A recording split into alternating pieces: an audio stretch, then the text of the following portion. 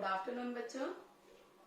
गुलमोहर के पाठ 2 वर्ण विचार में हम लोग वर्ण, ध्वनि, वर्णमाला, स्वर के बारे में पढ़ चुके हैं। पिछले वीडियो में हम लोग व्यंजन के बारे में पढ़ रहे थे। व्यंजन क्या है, व्यंजन को कितने भागों में विभाजित किया जाता है।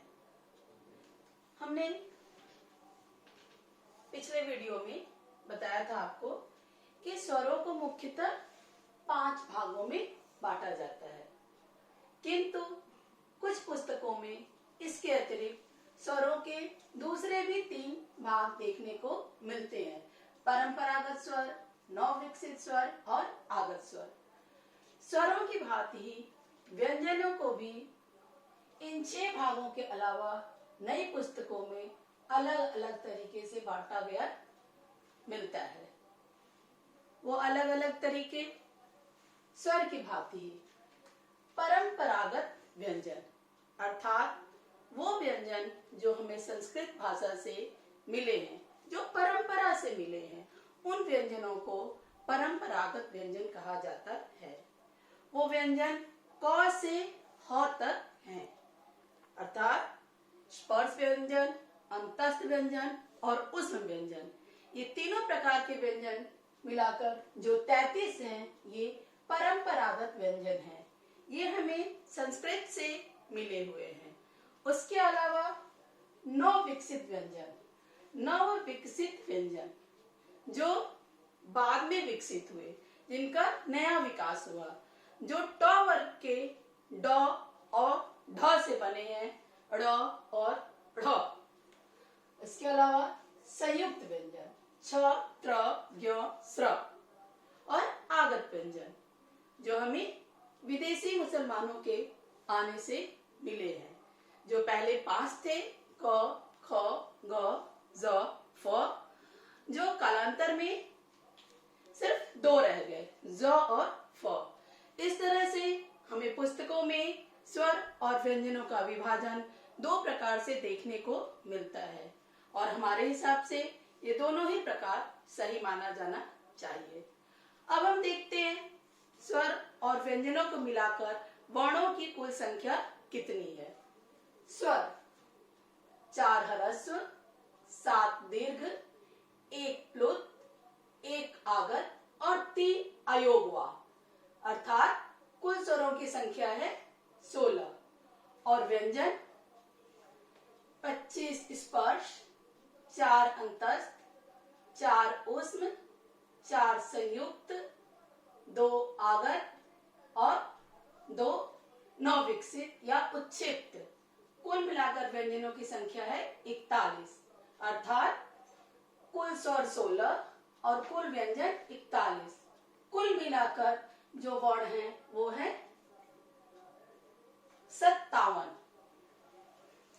अब स्वर और व्यंजन पूरा करने के पश्चात मैं आपको वर्ण विचार पाठ के कुछ महत्वपूर्ण बिंदुओं के बारे में बताना चाहूंगी। उन महत्वपूर्ण बिंदुओं में पहला है अनुस्वार और अनुनासिक को लगाने का स्थान। बच्चों, हम लोग अनुस्वार जिसे बिंदी के रूप में लिखते हैं और अनुनासिक जिसे चंद्र बिंदु के रूप में लिखते हैं। मैंने पहले ही बताया, अनुस्वार का प्रयोग पंचमाक्षर के स्थान पर करते हैं, जैसे मंदिर, हिंदी, गंगा, शांत, कंचा, चंपा आदि। अनुस्वार जिसे बिंदी के रूप में और अनुनासिक जिसे चंद्र बिंदु के रूप में। जिस शिरोरेखा के ऊपर कोई मात्रा नहीं होती है, वहां पर हम अनुनासिक अच्छी तरह से लिख पाते हैं। लेकिन जब शिरोरेखा के ऊपर पहले से ही कोई मात्रा लगी होती है, वहां पर हम अनुनासिक को ठीक तरह से नहीं लिख पाते हैं, अतः वहां पर हम अनुस्वार की तरह लिखते हैं। लेकिन बच्चों, ये ध्यान देने की बात है कि वह अनुस्वार नहीं अनुनासिक होता है। अब हमें यह जानना है कि किन शब्दों पर या किन अक्षरों पर हम लगाते तो बिंदी हैं, लेकिन वो होता चंद्र बिंदु है। जैसे में, म पर हम लोग एक ही मात्रा लगाते हैं और बिंदी लगाते हैं। वो हम लगाते बिंदी हैं, लेकिन वो बिंदी अर्थात अनुस्वार नहीं होता है, अनुनासिक होता है। वहां पर स्थान की कमी के कारण हम लोग चंद्र बिंदु नहीं लगा करके बिंदु लगाते हैं। उसी प्रकार हैं के ऊपर भी हम लोग बिंदु लगाते हैं, लेकिन वह अनुस्वार नहीं होता है, अनुनासिक होता है।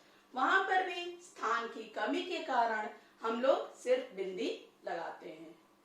इसके अतिरिक्त र वर्ण का प्रयोग में बच्चों को ज्यादातर त्रुटियां का सामना करना पड़ता है।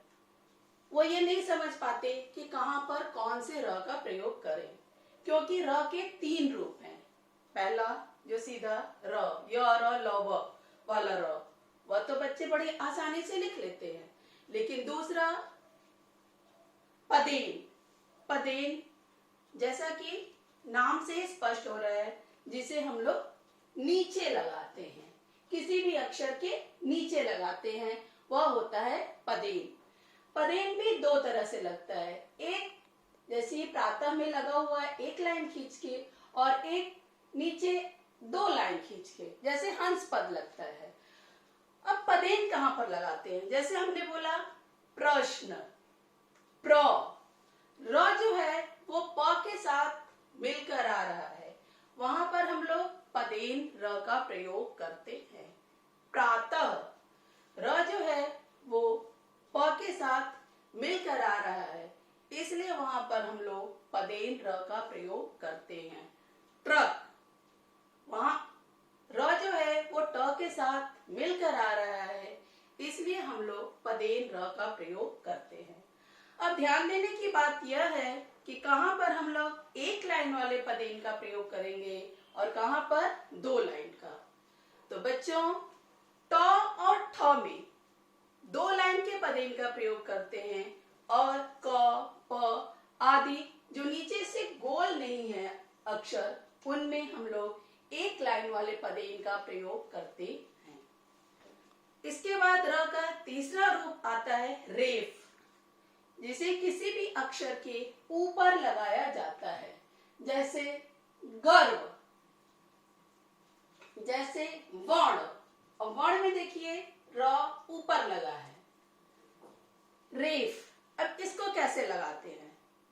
हमने बोला वर्ण, आप बच्चों बोल के ध्यान दीजिए, आपको सुनाई पड़ेगा। पहले वर्ण, उसके बाद र, और उसके बाद ड़।